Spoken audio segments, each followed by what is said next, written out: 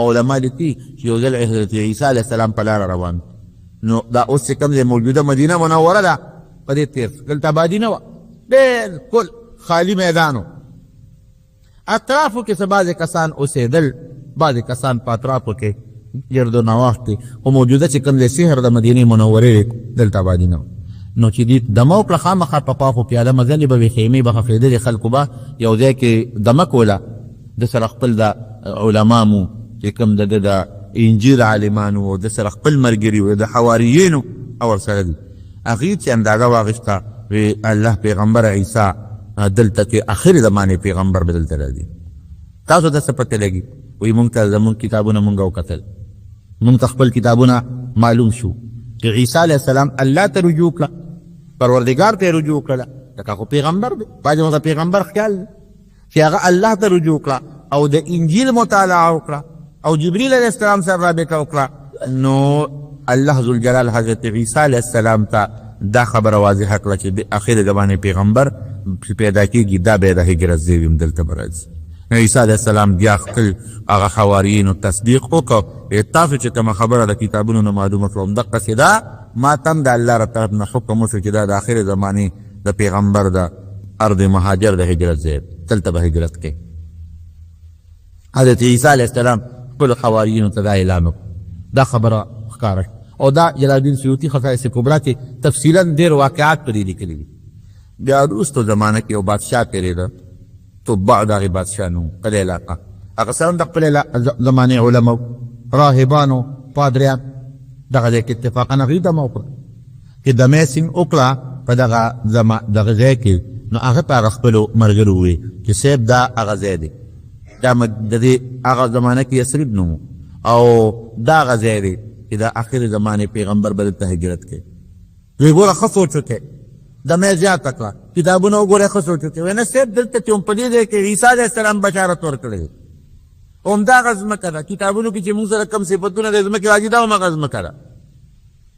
هوښیار بادشاه او بادشاهانو کې هوښیاران هم شته او همغه هم شته هوښیار بادشاه هغه حقیقت ته وي او ویښه داسې و کې یو محل جوړ کړو دلته یو کور جوړ کړو هغه زمانه کې کو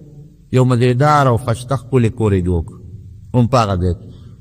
او د ده په لښکر کې د ده په دا ملګرو کې چې کوم انسان ډېر نیک و او ډېر پوه انسان و ډېر بزرګ و او هغه زمانه کې کوم ولی الله د زمانې و د ده طباع بادشاه په دې ملګرو کې هغې په هغه کور کې ډېره وایي ته به دا مهرباني وکړې دا کور مې تاله جوړ کړی کې به ته اوسېږې خو ګورې ستا نه دی دا مې د آخر زمانې پیغمبر له جوړ دا د هغه کور دی او خط یې ولیک د نبي علیه السلام په نوم باندې ورته یې ولیکل چې زه بادشاه یم دلته مې دمه وکړله دا کور مې تاله جوړ کړو او که زه جمدي وم او ما ته پته ولګېده ستا سلام له به راشم که مړ ومه نو دا زما یو هدیه قبوله هغه بادشاه ته وایي هغه عالم ته وایي دا خط به ځان سره کړي که دا د آخر زمانې پیغمبر ستا اوسه نوکران ډېره کړل باقاعده په هغه ځای کې ملګري ورسره ډېره کړل او دا کور د ستا دی خو ستا دی نه د آخر زمانې پیغمبر که راغی دا به ورته پرېږدي دا د هغه کور دا خط به ورکړي او که چېرته ستا په ژوند کې وی رانغې نو زوی ته به دې وصیت کې که د هغه ژوند کې راشي نو دا خط به ورکوي کور به ورته پرېږدي او زوی ته به دې وی چې ته به خپل نوسي ته زوی ته وصیت کې داسې به ورور سلسله جاري علما لیکي چې هغه دا ابو ایوب انصاري رضی الله عنه چې د نبي علیه السلام ته کور ته راغی دا د هغې عالم نوسی و کوم چې طباع بادشاه په کور کې ډېره کړو دا د هغه نوسی و او چې څنګه نبي علیه السلام مبارک هجرت وکړو او خط هم د سره و چې نسبا درته رسېدلی و نو نبي علیه السلام ته هغه خط ورکوي صاحب دا یو خط دی پشت در پشت ما ته د پلار نه هغه ته د خپل پلار نه هغه ته د خپل پلار نه هغه د خپل پلار نه دا یو خط مونږ سره امانت پروت دی نو زه طالبانو ته وایم چې دې نه دا معلومېږي چې په نبي علیه السلام د چې احسان راوونړي چې څوک دا ونه وایي چې ګورې پردي کور ته لاړ او پردي کور کې یو لس پنځلس شل ورځې تېرې کړې بیا خو خپل کور جوړ کړه نه خپل کور ته الله وله هجرت وکړه د بل چا کور نو مخکې نه وله رب العالمین مقرر کړی د ډېر مخکې نه دا د رسول الله صلی الله علیه وسلم د معروم عظیم شان لوی حیثیت الله ورکړی سړی حیران او دا حیثیت هسې نه میلاویږي محنت څومره کړی څومره محنت پټو پیغمبرانو کې ټولو پیغمبرانو دین دپاره محنت کړی دی خو زموږ نبي کریم صلی الله علیه وسلم چې څومره محنت کړی دی قسم دی دا د ټولو نه زیات دی د کافرو د مکې مکرمې مقابله کول طائف ته تلل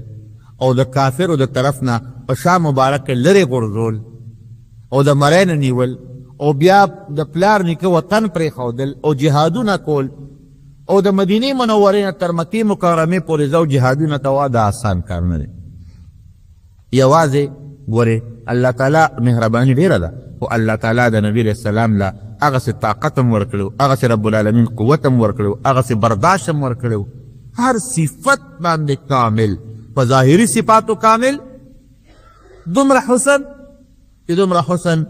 د یو اچام نو د یوسف علیه السلام د حسن او د نبي علیه السلام د حسن هم زمونږ د کتابونو کې علماء موازنه کړې ده وایي چې د نبي علیه السلام حسن بل شانتې و د یوسف علیه السلام حضرت عایشې صدیقې نه ګر تپوس وکړه د یوسف علیه السلام خو چې د مصر ښځو ولیده نو ویل ګوتې یې پرې کړلې او نبي علیه السلام خو غوسته و نو چې هغه ګوتې پرې نه کړې ورته یې ګوتې سي وی د یوسف علیه السلام د مصر ښځو ولیده نو ګوتې یې پرې کړې او وی زما محبوب که د مصر ښځو لیدې وی نو سرونه به یې پرې کړي او یقینا صحابه د نبی علیه السلام په حکم او د هغې په محبت کې خپل سرونه قربان کړي دي که نه دي خپل وطنونه یې قربان کړي دي که نه دي قربان کړي خپل بچي نه دي قربان کوو دا د نبی کریم صلی الله علیه وسلم عظیم شان او لوی شخصیت او دا زمونږ دپاره باعث د خیر او د برکت دی چې الله پاک موږ د دغه ښکلي پیغمبر امتیان جوړ کړي یو موږ خو درخواست نه کړی که نه چې الله موږ د دې پیغمبر امتیان جوړ کړه دا په الله خپل انعام کړی خپل احسان یې کړی خپل کرم یې کړی خپل فضل یې کړی او دا ځان د بله موضوع ده چې د نبي علیه السلام د برکت نه الله موږ له څونه خیر راکوي دا ځان له موضوع ده ځکه یو حدیث پاک کې راځي د عیسایانو مثال هم ورکوي د یهودیانو زمونږ نه مثال هم ورکوي نبی علیه السلام فرمایي د یهودو داسې مثال دی لکه یو سړی مزدور ونیسي وایي ماښامه پورې به عمل کوې 1 روپۍ به در کوم دوی د نیمې ورځې پورې غرمې پورې عمل وکړي ستړی شوي نور نشم کولی روپۍ دې والا روپۍ هم نالم خو نور عمل نشم کولی وتښتي نو بل سړی راولي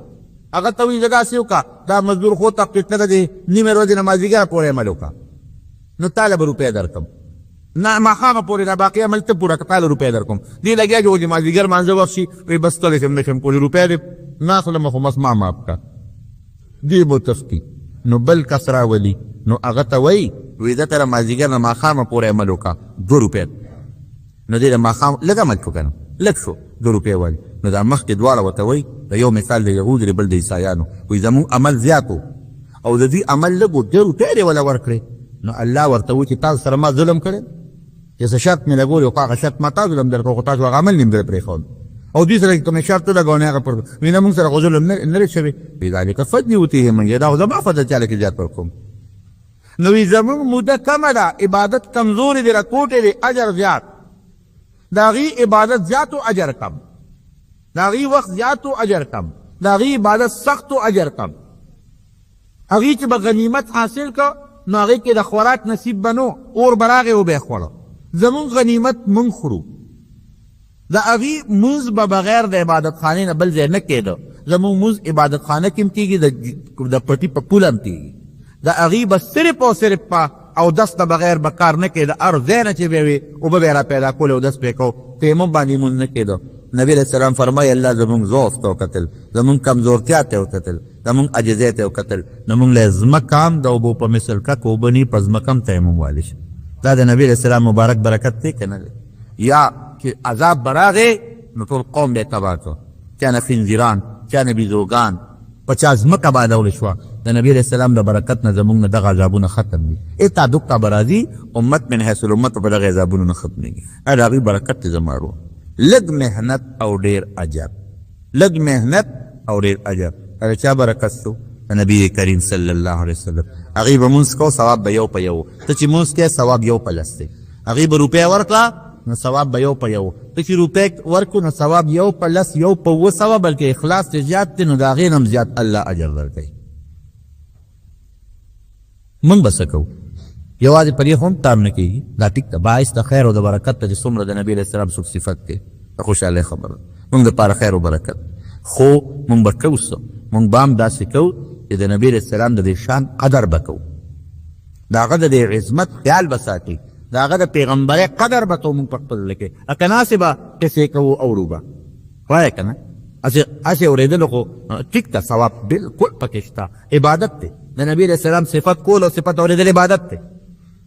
مقصد نه دی، عبادت دی. مقصد څه دی؟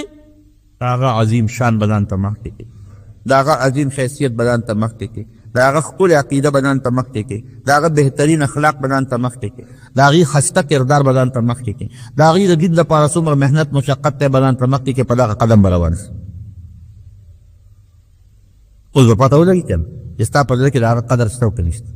که ستا په زړه کې د رسول الله سم قدر وي، خو زما قدر چې چا په زړه کې وي او زه یې خوښ یم، خو زما خبرې به یې خوښې که به نه زما خبره به مني که به نه مني. او که نه زه ورته یم وروره دا کار وکړه او دې صابر به وګوري چې مړه خپل کار کوه، نو خو ما سره مینه نشته که نه، زما قدر د هغه په زړه کې نشته. نو که موږ د نبي علیه السلام په وینا عمل وکړو، د هغې کردار مبارک مو خپل کړو، د هغې اخلاق هم خپل کړل، د هغې شکل راته ښایسته ښکاره کړو، هم خپل کړو، د هغې عقیده راته ښایسته ښکاره شوه، هم خپل کړو، خو دا د هغې عظمت شو. دا عظمت ما په ځان کې ومنه، او که داسې مې ونه کړو نو صرف په خوله مې ومنو، په حقیقت کې مې ونه منو. نو خدای دې موږ هغه قوم جوړ کړي چې موږ په حقیقت کې د نبي اسلام شان او عظمت ومنو. نن په دنیا کې څومره مظاهرې وشوې او څومره چغې ووالې چې ډنمارک دی او د نبي علیه السلام مبارک دغه وشو، بېعزتي وشوه، او د نبي علیه السلام چې دی نو د هغه خاکې جوړې شوې او د هغه ګستاخي وشوه. امت لګیا دی بلکل، جومات په جومات، چوک په چوک، بازار په بازار لګیا دی، مظاهرین کېږي، جلوسونه هم کوي، جلسې هم کوي، او دا زموږ فرض هم دی چې داسې وکړو. لیکن د چا په طاقت چې داسې کېږي ناغلی ناست. ما پرون اخبار کته، افسوس مې وکړ، غټ افسوس مې وکړ. د قومي اسمبلۍ اجلاس زموږ وشو، حکومت زموږه اسمبلي جوړه شوه، لیکن په هغه اسمبلۍ کې دا جوړت چا ونه کړ چې پاڅېدلې وي چې نوې اسمبلي خو جوړه شوه او د ټول ملک نماینده اسمبلي ده، ځکه د هر وزې ممبر پکې ناست دی. نو د نبي علیه السلام د ناموس پکې څه هم غږونه نه، د نه وګورئ خبرونه به تاسو کتلي، اخبار به مو کتلي، شوي دي چېرته. دا قوم به د خدای نه خیر غواړي. یو کس پانسېد چا هم دا خبره ونه کړه چې وروره د نبي علیه السلام خو لوی احسان دی، او د لومړۍ فیصله به موږ دا کوو په قومي اسمبلۍ کې چې ډنمارک سفارت سره تعلقات به قطع کړي، ججان به بحال کوو او فلانکې به کوو، ډنګرې به کوو، دا به کوو. د جج بحالېدل لویه خبره ده او په د نبي علیه السلام په ناموس جلا لویه خبره ده. شته ایمان ممکن ملک او ملک بالا به تېري کې ته د نبي علیه السلام لمن ته لاس واچوې، هغې پسې روان دا ملک جوړ شوی د اسلام په نوم دی. ملک به هله ستا ملک کېږي چې د نبي علیه السلام پټې ښکل کړي او یو سړی د نن هم په پټکي لاړې کړي او ته خپل اقتدار پر مخ اخیستی، دا ملک به ملک دا قوم به قوم شو، سوال نه پیدا کېږي. دغه یې خوړلي دي او دغه یې به خورو. نو الله دې زموږ حکمران طبقه، که پاکستان دی او که عرب دی او که بل دی او که بل دی، هغې کې غیرت پیدا کړي. یوازې په جلسو په جلوسونو کار نه کېږي. که زموږ حکمران طبقه کې غیرت وې او زموږ عرب او عجم مشرانو کې غیرت وې، قسم په خدای ډنمارک خو پوټې غوندې ښار دی چې د امریکا نه چې برطانیه ورسره یو ځای کې چې د نظام په شان کې ګستاخي ونه کړي. خو دا زموږ دا بې غیرته جنتانې ملګري دي. د مارونو درود شریف به وایې په نبي علیه السلام ډېر. یو ما ورته مخکې ویلو د حکومت سرکاري خو نن 12 جوړول، او ممکن دا ما تاسو ویلو چې ورځې پکې اندازه نشته چې پر ورځ خامخا دې میاشت کې هره میاشت کې هر وخت کې خو دا د ولادت مبارک میاشت ده. نو تاسو بلکې د مولانا دغه لیکلي دي مولانا ادریس دهلوي رحمت الله علیه نورو علماو چې اصل د نبي اسلام د پیدایش نه هم ربیع الاول بهر کې دغه ورځې ته موږ نه ګورو، دې ته ګورو چې دا میاشت د هغې د ولادت ته خیرات صدقې کوئ، د خوشحالۍ اظهار وکړئ په خپل زړه کې. خوشحالۍ لري چراغونه بلوه چغې وهه، نه دا مطلب نه دی. او د هغې درود شریف وایئ، صدقه کوئ ثواب، 2 رکعته نفل کوئ ثواب، او د نبي علیه السلام سیرت د هغې مبارک اخلاق یو بل ته بیانول، د هغې تقریبات منعقد کول چې خلک د خپل پیغمبر د سیرت نه خبر شي، تاریخ نه خبر شي. ربیع الاول میاشت شروع شوې ده، پښتانه ورته لومبی خور وایي. دې میاشت کې نبی کریم صلی الله علیه وسلم ولادت شوی دی او یو عظیم هستی، عظیم شخصیت الله پاک د انسانانو د پیریانو د هدایت لپاره لېږلی دی او په تاریخ کې دا میاشت ډېره لوی اهمیت لري. په دې وجه چې د رسول الله مبارک ولادت مبارک هم دې میاشت کې دی، وفات هم دې کې دی. هجرت هم په دې میاشت کې دی. د دې وجې نه علماء کرام عموما د رسول الله صلی الله علیه وسلم سیرت او د حضور پاک حالات سړي ته رامخکې شي نو بیا د هغې بیان کوي. د رسول الله صلی الله علیه وسلم په سیرت ما ډېر بیانونه کړي دي، خو زه نن تاسو ته د حضور پاک د شان یو خبره کومه چې هغه د یو کافر د خولې ده. اگر که د کافر خبره مونږ له دلیل نه دی ګوره، مونږ له د صحابو خبره دلیل ده چې صحابو د حضور پاک کم خصوصیات او کم حالات مونږ ته نقل کړي دي، او مونږ له د خپل مبارک پیغمبر خبره دلیل ده، او مونږ له د الله خبره دلیل ده. او الله قرآن شریف کې په خپله فرمایي یو ځای نه بار بار د حضور پاک اوصاف او صفات ذکر کړي دي. والذي ارسل رسوله، وی ما خپل پیغمبر راولېږه بالهدى په هدایت او په رښتونې دین څه دپاره لیظهره علی الدین کله، چې د ده نه مخکې څومره دینونه تیر شوي دي په هغې د اسلام غالب کړي. هغه وشوه. بیا الله نوم هم ذکر کوي او صفت محمد رسول الله، نوم محمد دی صلی الله علیه وسلم، او د الله مقرب او مبارک لېږلی شوی بنده او استازی دی. او بیا د ملګرو صفت هم کوي الله. نو چې د کم ذات الله پاک نوم هم والي او د کم ذات اقدسه الله پاک صفت هم ذکر کی او دام ذکر کی چې دی ما لېږلی څه مقصد لري، او بیا د ملګرو صفتونه هم ذکر کی. والذین معه اشداء علی الکفار رحماء بینهم،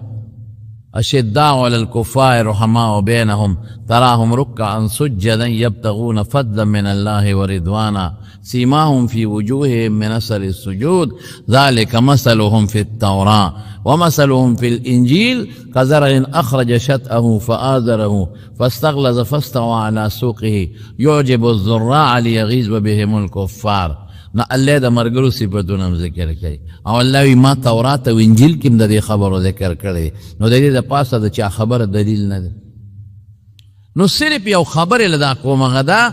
چې د موږ د عربۍ یو مقوله ده، وی والفضل ما شهدت به الاعداء، وی د انسان د پاره د دې نه غټه بهتري بله نشته چې دشمن یې ومني.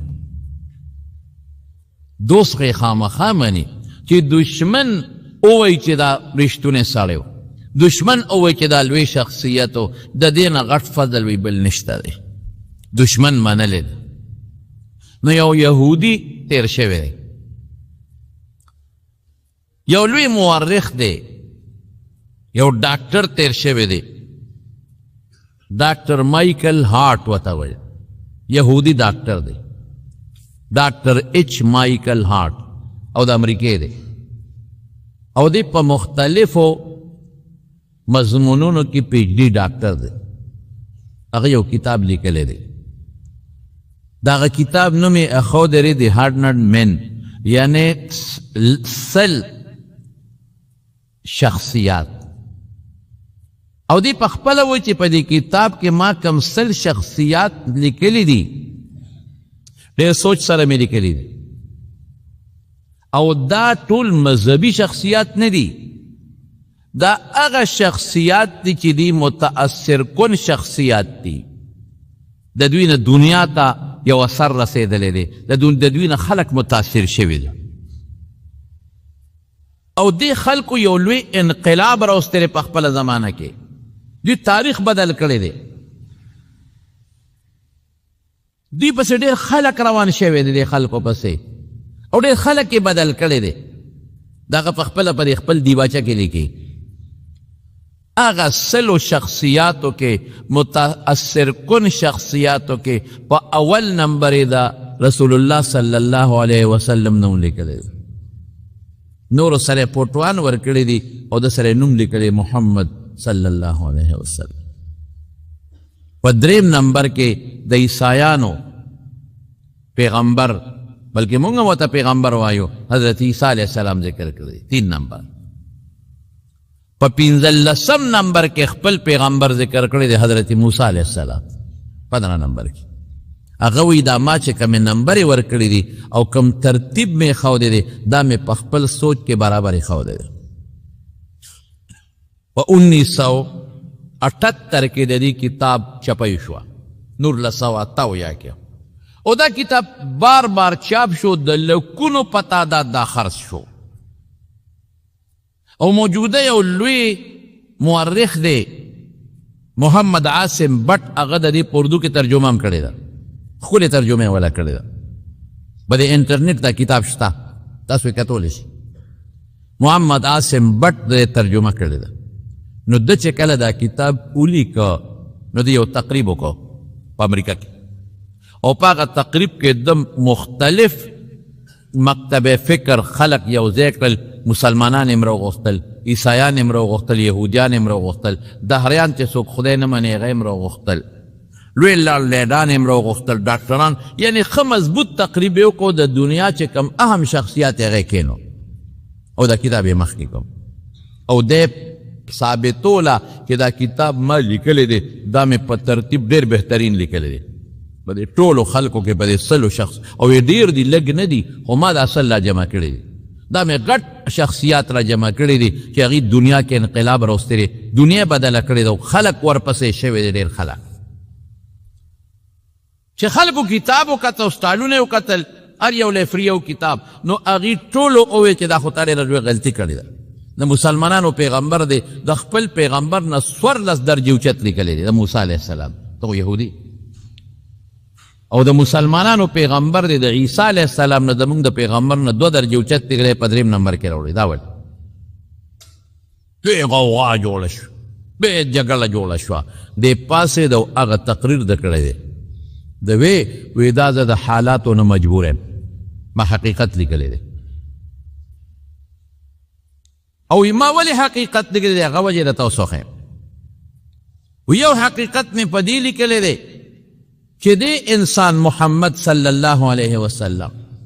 دا د کافر د خولې خبره ده والفضل ما شهدت به الاعداء وی دې پیغمبر چې کله الله پیغمبري ورکړه په عربو کې ریګستاني علاقه کې دی امي او د سکول کالج نه دی ویل نه سکول ویلی دی نه کالج ویلی دی نه مدرسه ویلی ده او دله خدای پیغمبري ورکړه نو وی 4 کسانو دی ومانه یو یې خپله بیبي وه ښځه وه حضرت خدیجه یو یې خپل دوست و مضبوط دوست حضرت ابوبکر صدیق رضی الله عنه یو یې غلامو زید ابن حارثه یو یې د ترس بیو حضرت علی دې 4 کسانو لومبې ومانه موږ هم داسې وایو تاریخ هم دغسې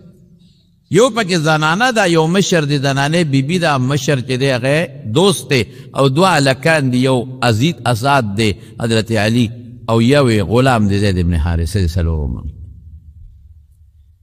او بیا د هغې نه پس د پیغمبري د تعلیمات خواره شو او کم ځای ته ورسېدل د تعلیمات د تعلیمات یو نیم عرب مسلمانانو ته ورسېدل د دې خپل هغه وخت یادوي ګورې او زیات دي د ده پیروکار او د ده متبعین چې دي چا ومنه یو نیم عرب ته ورسېدل او 1400 کاله وشو چې د ده پیروکار زیاتیږي او کمیږي نه نو وی که دې دروغجن پیغمبر وي نو دروغ 200 کالو پورې چلیږي زیات نه چلیږي او دروغ دومره نه زیاتیږي څومره چې د ده پیروکار زیات شو او رښتیا خورېږي د رښتیا او ملګرتیا زیاتېږي یو سړی به دروغ ووایي خلک به ورپسې چې ورپسې به شي خو څه موده پس هغه دروغ ښکاره شي بیا تر ورو خلک تښتي بیا پرېږدي خلک د دروغو څه وخته پورې وخت وي هغه خورېږي مه خلک یې مني وروسته بیا خلکو باندې هغه ښکاره شي نو خلک یې پرېږدي 1400 کاله وشو چې د ده پیروکار د ده منونکي خلک چې مسلمانان ورته وایي یو نیم عرب ته ورسېدل او نور هم زیاتېږي دا څنګه دروغ کیدی شي دا دروغ نشي کیدی دا رښتونی پیغمبر دی دا مذهب او دا دین رښتونی دی دا دروغ نشي کیدی او دا زیاتېږي کمیږي نه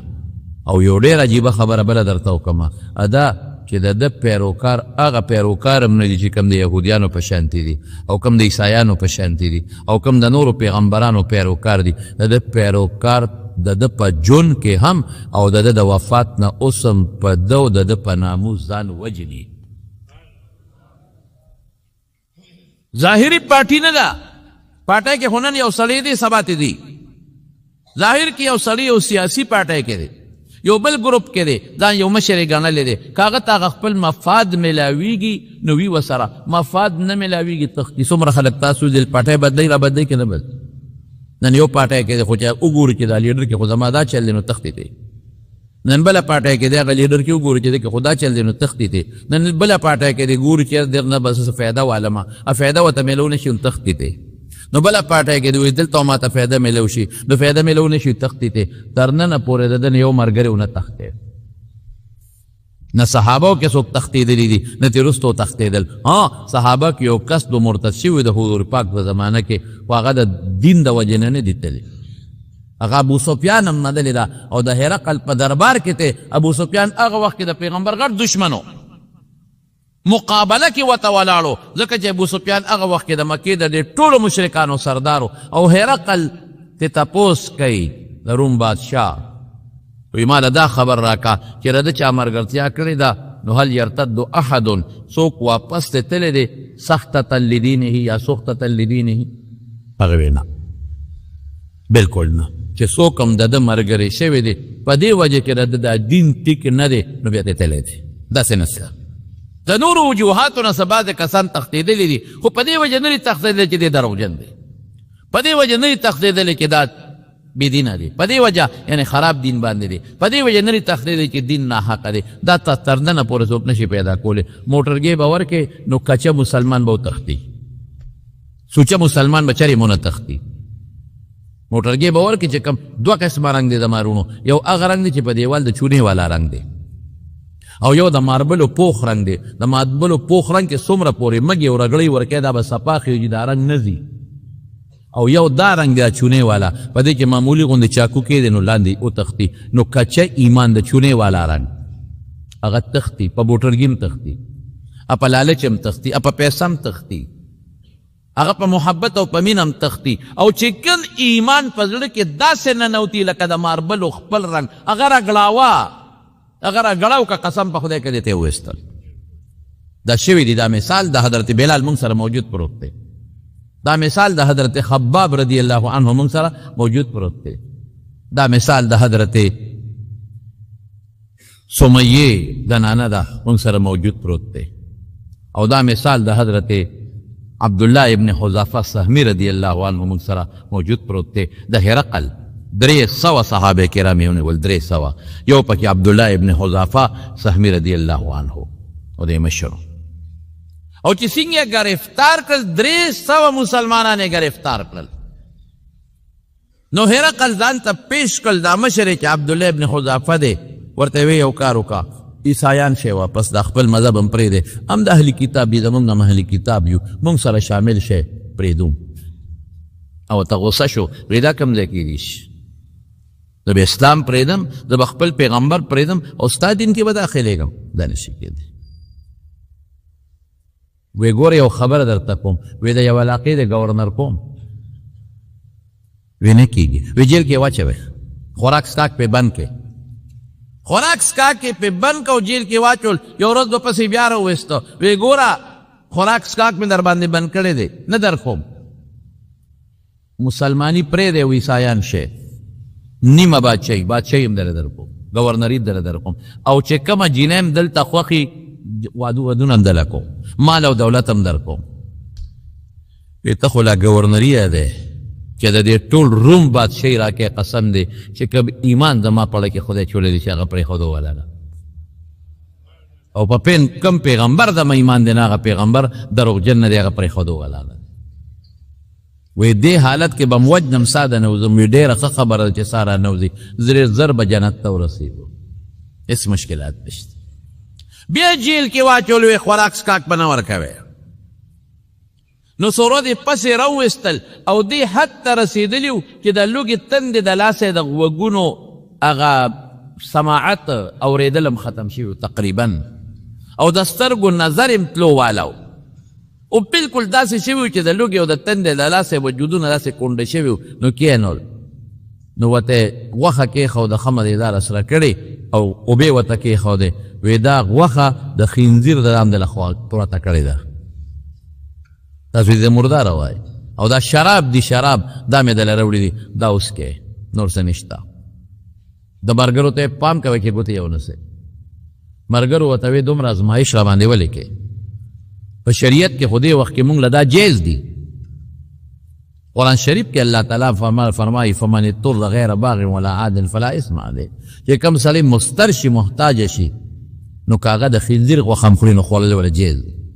هغه دې وخت کې د تندې مري او شراب هم اوس کې دې وخت کې هغه ورته جایز دي نو دې وخت کې خو موږ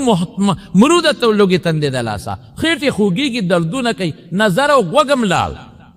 سترګو نظر او د غوږونو اورېدل هم ختم شو دومره ازمایش را باندې حضرت ولې کې عبدالله ابن حذافه ته وایي دا موږ له شریعت کې جایز دی قرآن وایي چې جایز دی ولې را باندې منې کې او ورته څه وایي بلکل وي ستاسو مسله ټیک ده دې وخت کې د خنزیر غوښه موږ له جایز ده دې وخت کې دا شراب څکل موږ له جایز دی بلکل لیکن که دا سکو او خورو د یو ظالم بادشاه یو کافر بادشاه زړه پې خوشحالېږي د هغه زړه نه خوشحاله دی چې موږ له دا راکوي بل شی ولې نه راکوي دی به زما پروپیګنډه کوي چې وګورئ د پیغمبر هغه ملګري چې شراب حرامو مې پې وڅکل د پیغمبر هغه ملګري چې پیغمبر یې وایي چې خنزیر مردار دی حرام دی امې پې د لوس کو او مې وخوړه کو نه خوړه دی به فخر کوي او دی به خوشحالېږي نو حلال دی موږ له خو د کافر زړه پې خوشحالېږي موږ د دې کافر زړه نه خوشحاله رښتیا ووایي نن موږ څومره د کافرانو زړه خوشحاله کړو هغه حلال وله نن موږ په حرامو د کافرانو زړه خوشحاله نن بربنډتوب حرام دی موږ پې کافر خوشحاله نن بدعملي حرامه ده موږ پې هغه خوشحاله نن د سر او د ویښتو سټایل چې مونږ کم پرېږدو او په ګیره کې مونږ کمې نخرې نن شروع کړي دي د پیغمبر سنتو پورې مونږ کمې خنداګانې نه شروع کړي دي دویم په هغه نیانو دې لعنت چې خلکو داسې ګیرې جوړوي کله چا کوټه کې اوسېږه کم نی ته چې څوک کېناسته او ورته وایي چې ماله دا سټایل والا ګیره جوړه کا دا د پیغمبر د سنتو خندا والا ګیره دا جوړه کا وایي زه مسلمان یم دا کار زه نشم کولی ته به مال یو 100 روپۍ راکې که نه یو 200 روپۍ به راکې بس دا 200 دې د لوږې مړ شم خو دا کار به ونه کړو مونږ هم روانې کړو مونږ هم زیاتې کړو او هغه هم زیاتې کوي او مونږ ته ښایي مخامخ دا کټ وټ ګیره چې ده دا چې مختلف قسم ګروډونه یې پکې کړي او مختلف قسم مانجونه یې پکې کړي دي او مختلف قسم غاخورې پکې کړي دي دا مونږ له سترګو کې ګوتې را منډي چې وګوره که نه څنګه مې د پیغمبر سنتو پورې دله نخرې وکړلې حرام شي باندې مونږ فخر کوو ولې لکه د فرانس انګریز دغسې پرېږدي د پیرس او د فرانس انګریز داسې پرېږدي هغه سره تشبیه کوم چې هغه خوشحاله شي مسلمانانو کې به ځان له یو ملګري پیدا کړه د امریکې او د یورپ جینۍ بربنډه ګرځي چې دا خوشحاله شي چې دا تهذیب ما په مسلمان کې پیدا کړه نن د امریکې او د برطانیې جینۍ چې کوم سټایل د ویښتو جوړوي زما لور به هغسې جوړوي زما خور به هغسې جوړوي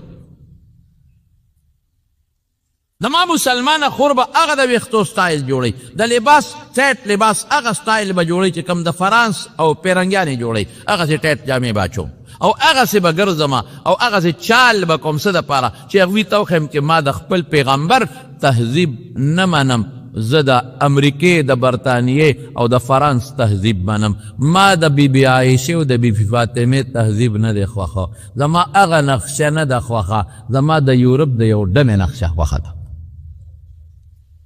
افسوس د رسول الله مبارک د امهات المؤمنین نقشې زموږ نه دي خوښې ته دا د مسلمانه څنګه وې د پیغمبر د بیبیانو الله اکبر هغه بیبیانې چې د چا په کور کې قرآن نازلېده هغه بیبیانې چې د چا په کور کې چاله چې رسول الله مبارک له حضرت جبریل راځي حضرت جبریل او ورته وایي چې ای د الله رسوله زه الله را لېږلم الله وایي چې حضرت خدیجې ته زما سلام ووایه اوه هغه امهات المؤمنین د هغې سټایل زما نه دی خوښ د بیبي فاطمې بیبي عایشې صدیقې او د بیبي خدیجې او د بیبي ام سلمې او د بیبي ام سلیم دا د پیغمبر بیبیانې او د هغه د خاندان خلک او د هغه صحابیات مې نه دی خوښ او د لندن او د امریکې د ډمې مې خوښ دی او د انډیا او د پاکستان د ډمې سټایل مې خوښ دی او د فرانس او د یورپ او د جرمني او د روسیې او د چینې دوه بربند تهذیب بربنده جامه بربند شکل مې خوښ دی دا به خوشحاله کم هغې به سور کې شي چې زمونږ تهذیب پاکستان ته ننوت هغې به سور کې شي چې زمونږ جامه پاکستان مسلمان خوښه کړه او د خپلې ام المؤمنین جامې خوښه نه کړله زما شکل یې خوښ کړه د بیبي فاطمې شکل یې خوښ نه کړه زما جامې خوښه کړه او د بیبي عایشې جامې خوښه نه کړه وایه که نه په دې څوک خوشحالېږي الله خفش د الله فرشتې خفش مونږ ته بعد شی معمولي ښکاري معمولي یو شاعرو په ایران کې بیدل نو یو هغه به د رسول الله مبارک صفتونه کول او نعتونه به یې ډېر زبردست په انډیا کې یو سړی متاثر شو یاره دا بیدل بلا څنګه سړی وي دی خو ډېر ښایسته نعتونه وي ډېر ښایسته نظمونه وي پارسی کې د پیغمبر چې دا به څومره لوی بزرګ او څومره نیک سړی وي ملاقات ته وله لاړ بعد وخت یو انسان د چا د کلام نه متاثر چې ملاقات ته ورته لاړ شي چې ملاقات ته ولاړ ایران ته لاړ ایران ته اول ته معلومات وکړل بیدل څوک ته وي دغه ځای اوسېږي چې ورغې دروازې والا ونه راووت یو سړی ګیره میرې نشته مکمل خیر دی وی بیدل سره مې کار دی وی زه بیدل یم وی ته بیدل وی او شاعر بیدل چې د رسول الله مبارک صفتونه دي کړي دي وی او وی زه خو انډیا نه ستا ملاقات ته رالم ډېره ښه ده راځه چې کینو وی نه دا ته څنګه دا څه کې ریش رامې ښه راشي ګیره خره او د پیغمبر صفتونه کې ما خو وی چې ته به ډېر ښکلې ګیره به دي او ښایسته ځکه صفات او نعتونه او نظمونه دي ډېر زیات مزېدار دي عاشقانه دي دا ته څنګه عاشق یې او ورته څه وایي وی ریش را می خراشم ولیکن دین مسلمان را نمی خراشم وی ګیره خریم خو د مسلمان له نه خریم اوس هم ډېر خلک دا و ګیره خریم خو د مسلمان زړه نه خریم مسلمان ته تکلیف نه رسوم مسلمان ته ضرر نه رسوم ته خو مړه ګیره هم پرېږدې مسلمان ته ضرر هم رسوي شیخه تا خو غټه غټه ګیره هم نیولې ده هلکه دا ورته ګیره وایسې چې دا ضرر ورسوس ګیره خو چاته نه وایي ګیره دې په خپل دی د ثواب کار دی او ګناه دې په خپل دی ګناه ده ښه خبره ده چې چا ګیره پرېښوده ګناه دې نه کوي ګیرې سره بیا نامناسبه ده پټکې دې په سر دې ګناه نه ځان ساته ما ورته وایي وی د چاړه نه خریم د مسلمان له نه خریم ریش را می خراشیم ګیره خریم ویښته خریم دل مسلمان را نه می خراشیم د مسلمان له نه خریم انڈیا والا وتسوی وی غلط گفتی دل رسول اللہ را می خراشی وی دروغ دی وی دا پیغمبر زړه دی خریو دا پیغمبر لا خری په پیغمبر خپکی نن مونږ څومره لکان بیډاوله ګرځي زه خو ته بیډاوله وې ټیټ جامې تنګې تروشي جامې او د جنکو په شان لباس او د جنکو په شان سر تا ته د محمد مصطفی تهذیب ښه نه ښکاري صلی الله علیه وسلم تا ته د پیغمبر مبارک شکل ښکلي نه ښکاري تا ته د پیغمبر مبارک جامه ښایسته نه ښکاري تا ته د پیغمبر مبارک د ویښتو سټایل ښایسته نه ښکاري د هغه مبارکې ګیره تا ته ښکلې نه ښکاري د هغه اخلاق درته ښکلې نه ښکاري دا څه کوې په کوم طرف روانې سوچ وکړه سوچ بچې سوچ ته نه دی کړی دی بچې سوچ نه دی کړی که دی بچې سوچ وکړه دا به ټیک ټاک شي او دی لور دی خور سوچ نه دی کړی فکر یې نه دی کړی ته مسلمان یې نو تا ته د امهات المؤمنین د ویښتو سټایل د جامو سټایل د ګرځېدو او پرده دا خوښ کا دا خوښ کا د انګریز مه خوښوه د یورپ مه خوښوه حرام مونږ نن خوښو انګریز له خوشحاله و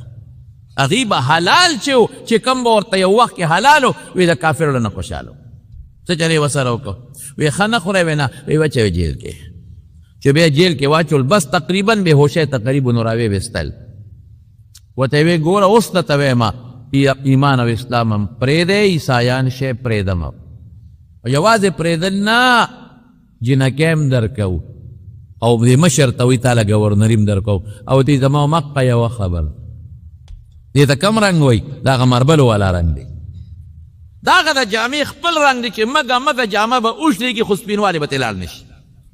د هغه د چولې رنګ نه دی مړه زمونږ د څه رنګونه دي زمونږ د ایمان به څه رنګي معمولي غوندې منډې ترلې امریکا کې ویزه میلاویږي او په برطانیې کې ویزه میلاویږي او منډه ده ورپسې او هلته کې نیشنلټي میلاویږي او هلته پیسه میلاویږي مړه پیسه خوږه ده که الله خوږ دی پیسه خوږه ده که پیغمبر خوږ دی د امریکې نیشنلټي خوږه ده او که رسول الله خوږ دی او که جنت خوږ دی څنګه مسلمان یې سپوره وخوره ناره وخوره د لوږې به د خدای نه وجني و ایمان قابو کا پیغمبر قابو کا دا د صحابو نقش قدم دی د سیرت د جلسې مقصد دا دی دا نه چې مونږ قصې وکړو په یو غوږ یې واورئ په بل غوږ یې وباسئ مقصد دا دی نو چې راویوستل بیا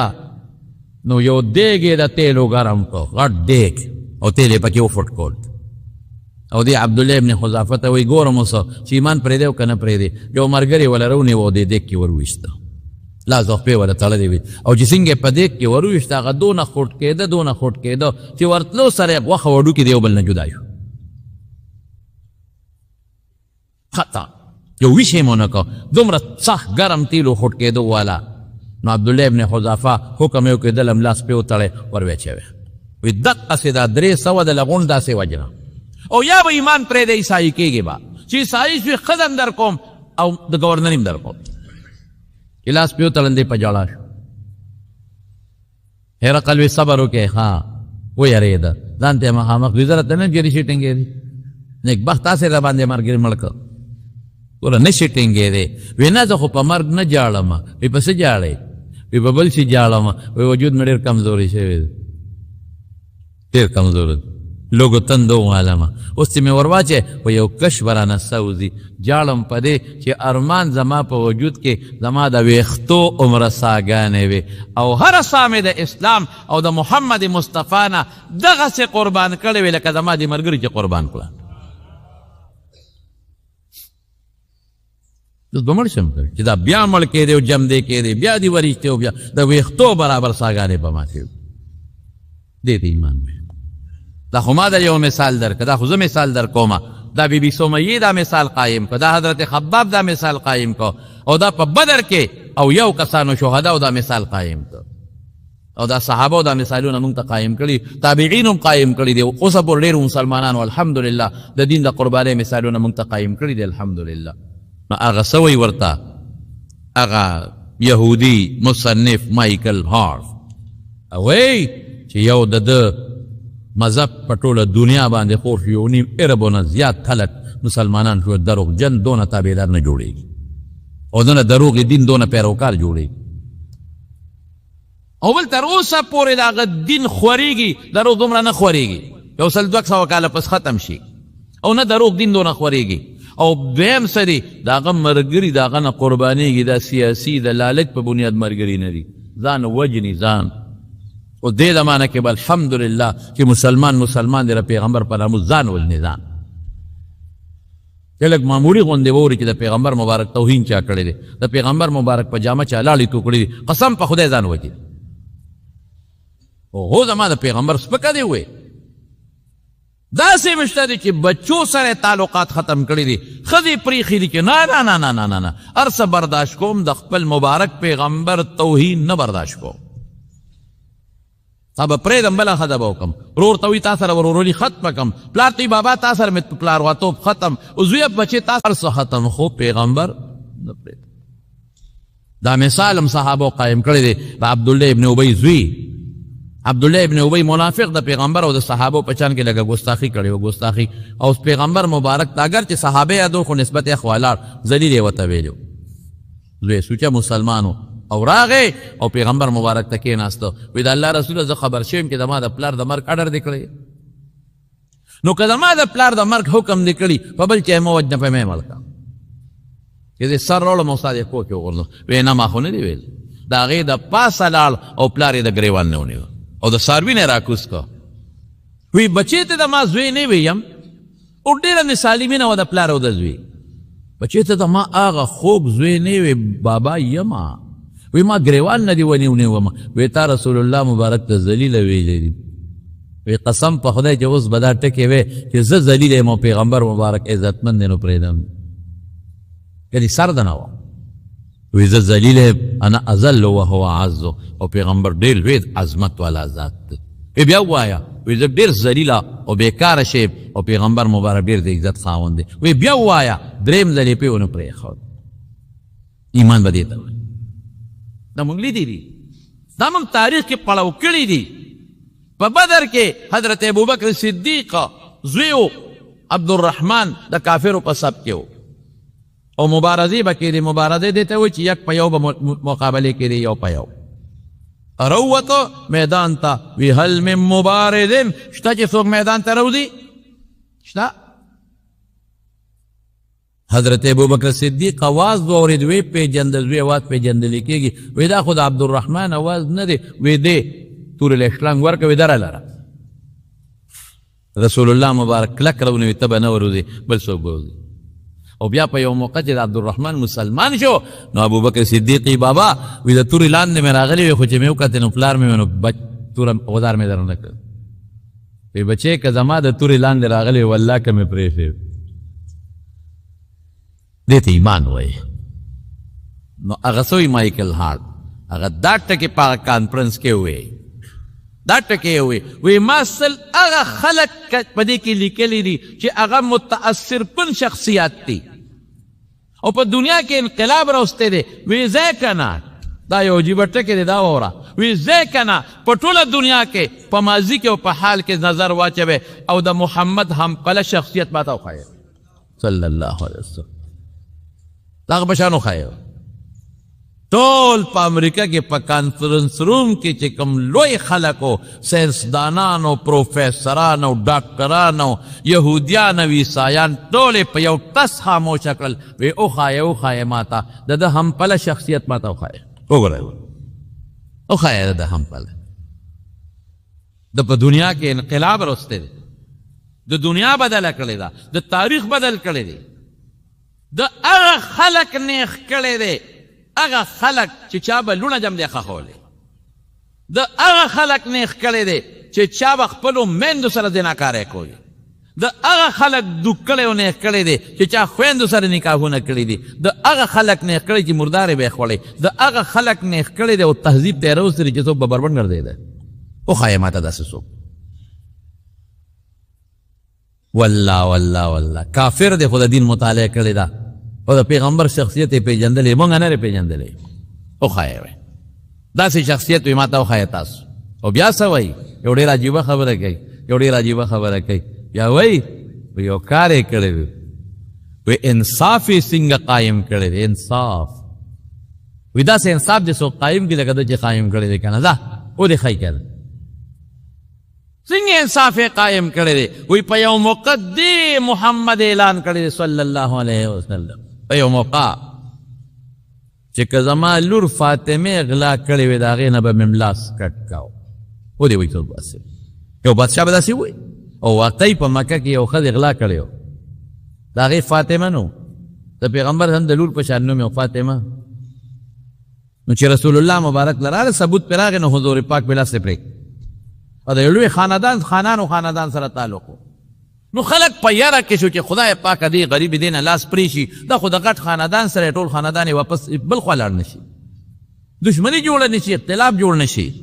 نو حضور پاک له د زید ابن حارثه د هغه الګ چې لومبی په پیغمبر ایمان راوړو او پیغمبر مبارک ورته خپل زوی ویلی و زوی په زوی والی نیولی و یو وخت دا هغه زوی اسامه هغې ولې سپارش کې راوست اسامه ډېر زیات وخت دومره خوښ و چې یو ځل حضور پاک سره په دې خپه باندې ناست و ماشوم و د رنګ هم تور و یا د رنګه نو د پوزه یې وبهېدله چې پوزه یې وبهېدله نو حضور پاک وله پوزه پاکوله نو بی بی عایشه صدیقه ورته وایي د الله رسوله دا پوزه ته مه پاکوه دا به وله زه پاکه کړمه نو حضور پاک وایي نه عایشې پوزه به وله زه پاکومه احبیه د سره مینه کوه فاني احبه د سره زه مینه کوم اسې پیغمبر د غلام بچی نه پوزه پاکوي کم لاس باندې چې کم لاش حیثیت د الله د عرش نام اوچت دی هغه لاس باندې ولا پوزه پاکوي دا د پیغمبر شان و غلام سره او د غلامانو بچو سره کم انصاف کړی دی نو هغه اسامه ولا سپارش کې راوسته وی اسامه ورته وایي د الله رسول دا جینۍ پرېږده لاس ته مه پرې کوه فتنه جوړه نه شي فساد جوړ نه شي لوی خاندان لوده نو حضور پاک ورته غصه شو تشفع فی حد من حدود الله د خدای په حد کې ته سپارشونه کوې الله په حد کې چې د خدای حد قایم نه کړ او حد قایموم به او ستاسو نه مخکې امتونه په دې هلاک شوي دي چې مالدار به غلطي وکړه هغه ته به سزا نه ورکول او غریب له به سزا ورکول اوس هم ګورې داسې ده قانون غریب لري مالدار نه مرده سپارشو کې پرېږدي مالدار پیسې ورکړي رشوت ورکړي پرېږدي مالدار په حوالات کې یو شپه هم نه کوي، غریب پکې رګړېږي. غریب له قانون شته دغه ځای کې په لاره باندې روان دی او ګاډي پرچه وله زر ورکي، او مالدار نیغ روان دی د تر چاپدار سوکاله وي. مالدار لکه پرچه ورکي، پولیس غریبانان د ټریفک والا مجبوره دي هلته ډي اس پي صاحب هلته کې مشران د ټلیفونو کې دا چل د سره وکړه پرېږدی که نه پرېږدی اسو کې خوا پولیس والا هم غریبانان ونیسي هغه دی نه ورته ربره نه سپارش وشي پرېږده یعنې بدلوم دو نوکرانه دی وباسو پرېږدي. اکثر زه یو مثال ورکوم دیم د پاکستان د قانون مثال د جولاګي د جالې په شان دی، مچ پکې نښلي، ماشم پکې نښلي، او چې مرغۍ پرې راشي غونډه جاله وړي، جاله غونډه یوسي بیا جالې پته هم نه لګي. دغه زمونږ مثال دی. مرغۍ راله غونډه جاله یو بشیر جان که پې ورغې خو زما په خیال چې جاله نه غونډه جالې وړي، او که رکوډې غوندې مچ پکې ورغې په مخه پکې نښلي. نو رسول الله مبارک سوی وی مخکې امتونه په دې تباه او هلاک شو چې غریب با نقصان وکنو په هغه به حد قایمو، مالدار ته به غږ نه کو پرېښېده به. والذي نفسي بيدي حضور پاک اعلان وکړو زما د پاک ذات قسم چې زما ستا د چا په اختیار کې. لو ان فاطمة بنت محمد اعاذها الله منه سرقت لقطعت يدها. زما د پاک ذات قسمی چې زما ستا د چا په اختیار کې ده که د محمد صلی الله علیه وسلم لور فاطمه غلا کړې وه قسم په خدای چې د هغې نه به مې لاس پرې کو. دا خو لا ده داسې دې پرېږه کټې او هغه جینۍ بیا خدای پاک سمه کړه توبه ویسته حسنت توبتها او بیا به رسول الله مبارک له راتله دیني مسلو تپوسونه به یې نو هغه مایکل هارټ سوی هغه وایي وښایه په دنیا کې دا مثال لکه د مسلمانانو پیغمبر چې کوم مثال قایم کړی دی که زما لور روک لاس پتې پرېږدو وښایه. او بل سوی وایي په ملګرو یې لوږه هم راغلی ده تنده هم راغلی ده د دې پیغمبر په ملګرو د باندې سر کې ورسره لوږه راغلی ده مال به د بار نه راته صدقه نه ده خوړلې ملګرو نه یې ورکړې وښایه. دلته خو چې مال مشر له راچړم بیا غزان پوره کوي وروسته بل له ورکوي.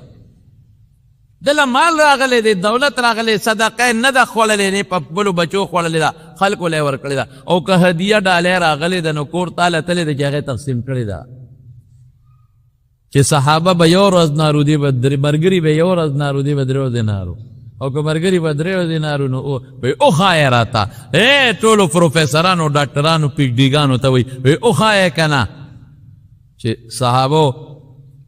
ته مخامخ خپلو ملګرو ته ودرېدلي دي نو لمن یې اوچته کړې ده او خپلو ملګرو ته 2 کاڼي ښولي دي چې وګورئ زما په خېټه د لوږې د لاسه ما 2 کاڼي تړلي دي وی په دنیا کې د دې مثال او همپله سړی ماله پیدا کوي. زه مجبور یم د دې خبرې نه چې د نومه په اول نمبر کې لیکم. وی څومره پیشوایان او مشران چې تیر شوي دي په ټولو پیشوایانو کې کامیاب ترین پیشوا محمد تیر شوی دی صلی الله علیه وسلم. او تاسو د ده په ماضي باندې نظر واچوئ په تیره شوې زمانه باندې نو دی لا د پیغمبرۍ نه مخکې صادق او امین و رښتونی او امانتګر د پیغمبرۍ نه مخکې.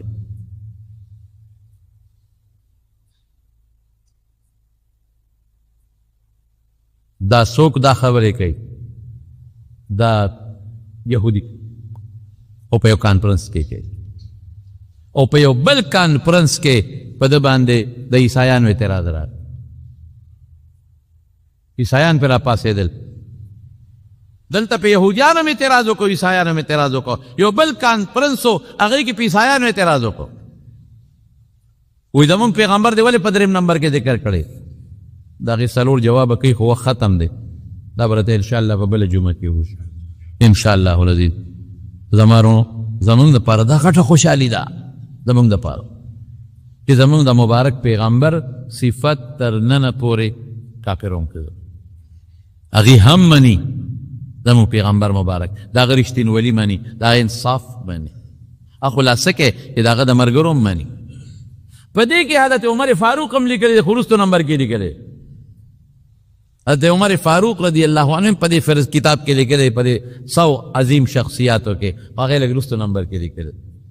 او دا خو دا برطانیې مخکې هغه وزیر اعظم نو ټوني بلیر دا خو د هغه سټیټمنټ ما په خپله کتلی و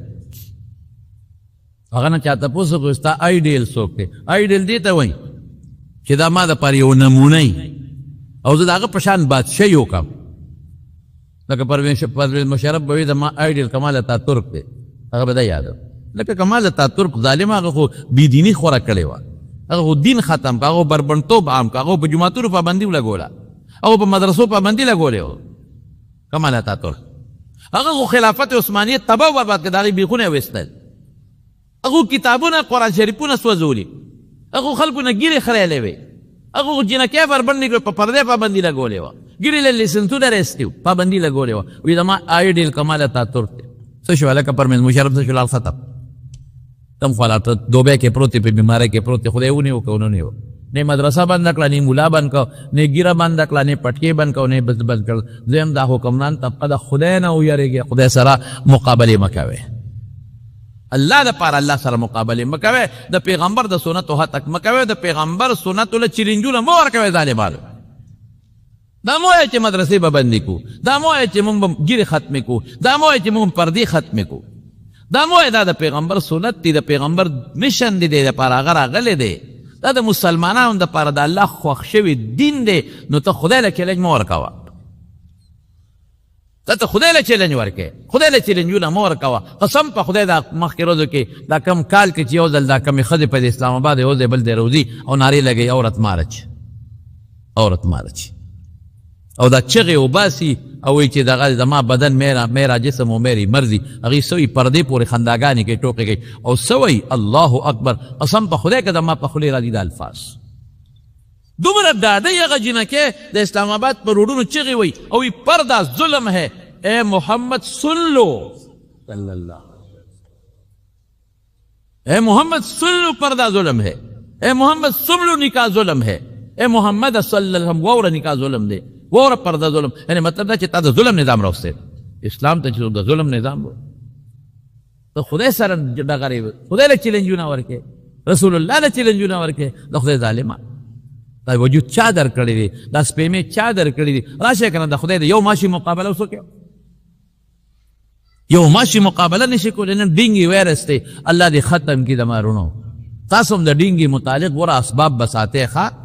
نن ډینګي پېښور کې ډېر زیات عام دی زما یو د کشر دی یو ډېر نږدې زمونږ قریب ایاز الله صاحب اجاز الله صاحب هغه غریب هم په ډینګي کې بیمار پروت دی الله دې ولا روغ صحت ورکي الله دې ولا شفا ورکي الله دې په شفا ورکي او داسې ډېرې کورنۍ ساره ماته یو کس ټلیفون کوي زما ټول خاندان کورنۍ ګیر چاپېره په ډینګي بیمارۍ باندې پراته دي سپینه وینه ختمه کړي پودې نه وینه بیږي بیا علاج چا سره ډاکټر سره تر ننه پورې د ډینګي ماشي علاج نشته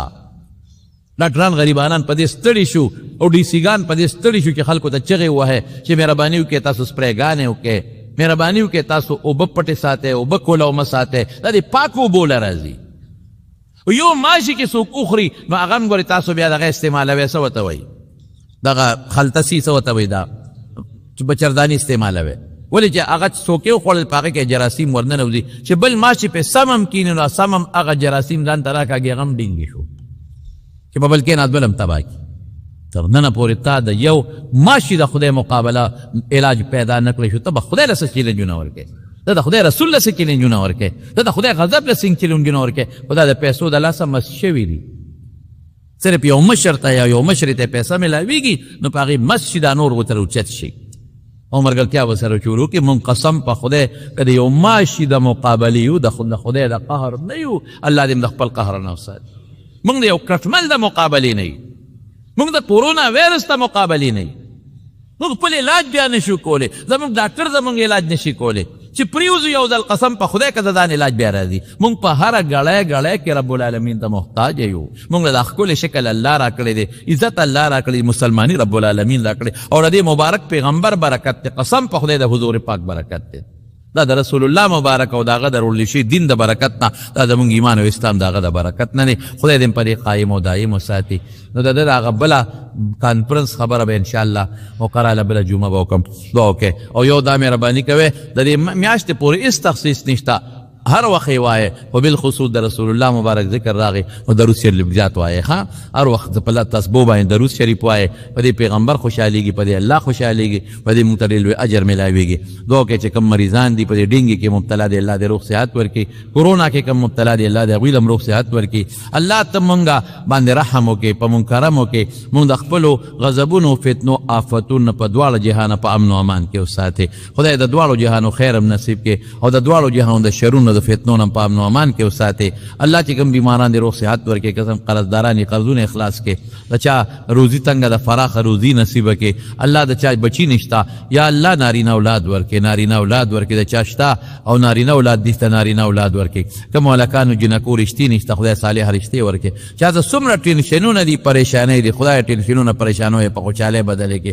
زموږ د جمعات ته درې نه باندې دوستان راځي خدای ته په یو قدم اجر نصیب کړي ما یو دوست په دې ابو ظهبه کې دوبه کې دی شفیع الرحمن صاحب ډېر نیک سړی دی مونږ سره ډېر محبت او ډېر تعلق ساتي دعا وتو کې چې الله او بیماری دی په کور کې خوري او ټول بیماران دی په کور کې چې الله ولا روغ صحتونه ورکړي الله شفا ورکړي او رب العالمین دا خیر او د برکت ژوندۍ نصیب کړي ما یو بل دوست دی والده بیمار ده ما ته مخ جمعه کې تلا احمد جی صاحب مزول خان جی صاحب دعا کې چې الله ولا روغ صحت ورکړي الله شفا ورکړي یو بل دوست مې حاجی عبدالرحمن صاحب هم په دوبه کې دی او رونه دی دعا وکړي چې الله پاک جون کې ولا برکت واچي مال اولاد کې الله برکتونه واچي او الله تعالی د عزت او د احترام او د برکت ژوندۍ نصیب کړي زموږ د جمعه سره ډېر دوستانو تعلق امداد کړی دی د هغې په برکت الحمدلله زموږ آبادي مکمل شوه زمارونو یو خبره تاسو ته کوم موږ ته د ماربلو د دې ټیلونو ضرورت دی ډېر نو په هغې ډېرې زیاتې پیسې لګي نو که داسې څوک د ماربلو څوک دا تعلقداران نو خیر دی موږ به په بیه والو یا ټیلونو والی موږ به په بیه والو خو چې یو بوټي لکه ګزاره را سره په ریټ او په نرخ کې وکړي نو که دا څوکي بیا ما سره یا فایض احمد مولوي صاحب سره لږه رابطه ونیسئ دا نیمهرا به موږ لږ پلاو جوړ کړو نو چې خوندور شي مزېدار شي او خسته شي دغه رنګ هلته کې د بجلو انتظام دی د ټیلونو انتظام موږ ته پاتې دی دعا وکړئ چې الله دا باقي کارم په خیر مکمل کړي او چې چا را سره پکې مدد کړی دی یو زنانه ده زمونږ